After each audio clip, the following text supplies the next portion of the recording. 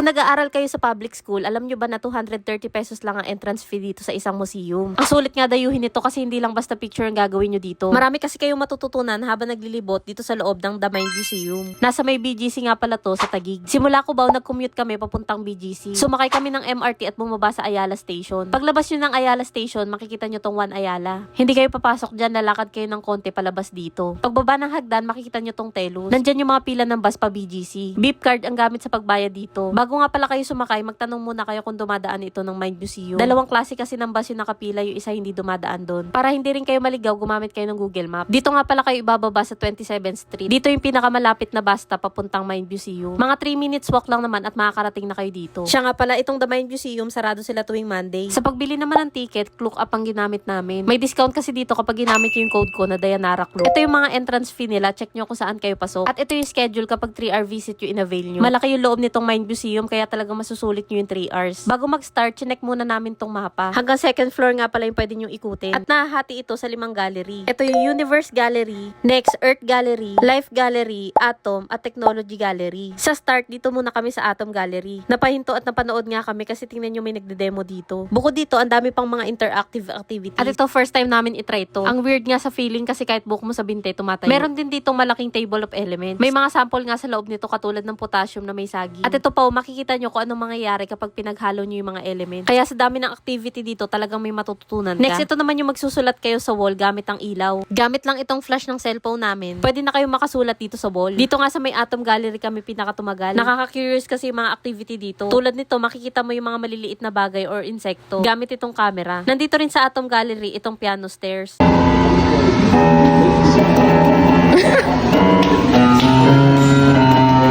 Ayan yung daan papunta dito sa taas. Next, dito naman tayo sa Universe Gallery. Sa lahat ng gallery, ito yung pinaka nagustuhan ko. Bata pa lang kasi ako, mahilig na ako sa astronomy. Ang ganda pa ng design dito para ka talagang nasa space. Meron pang section dito na maririnig mo yung sound ng universe. Medyo nakakatakot nga lang yung tunog dito. Makikita nyo nga rin pala dito yung mga other planet. Katulad nitong Kepler 22b. Nandito rin yung sample na laman ng Voyager. Alam nyo ba tong Voyager patuloy pa rin naglalakbay sa ating kalawakan? At dala niya tong golden record. May laman niyang sound at message galing dito sa Earth. Kaya kapag natagpuan niya na ibang creature sa universe, malalaman nila na merong Earth. Paano kaya no kapag nakita ng alien? Next, dito naman tayo sa Earth. Bubungad nga sa inyo dito yung pinakamalaking bulaklak na reflection na makikita sa Pilipinas. Tapos meron din ditong earthquake simulator. Wow, ganap na ganap. Nandito rin sa Earth Gallery itong T-Rex. Grabe, sobrang laki nito. Buti na lang hindi na sila nag-i-exist sa Earth. Ito pa ibang makikita nyo dito kung paano nabubuo yung fossil. Nandito rin yung iba't ibang type ng rock. Kung paano puputok tong vulkan, yung daan sa ocean, at kung paano nabubuo tong tornado. Next, dito naman tayo sa Life Gallery. Nandito naman yung model ng butanding. Ito nga yung pinakamalaking animal sa Earth. Bukod dito, makikita nyo rin sa Life Gallery yung mga parts ng katawan natin. At meron nga ditong malaking brain. Makikita nyo dito yung hypothalamus at thalamus. Akyat naman tayo dito sa second floor. Nandito naman yung buong Technology Gallery. Makikita nyo naman dito kung paano gumagana yung mga bagay-bagay. Sobrang dami ko pang hindi napakita sa inyo guys. Kaya masasuggest ko na kayo na mismo ang mag-discover nito.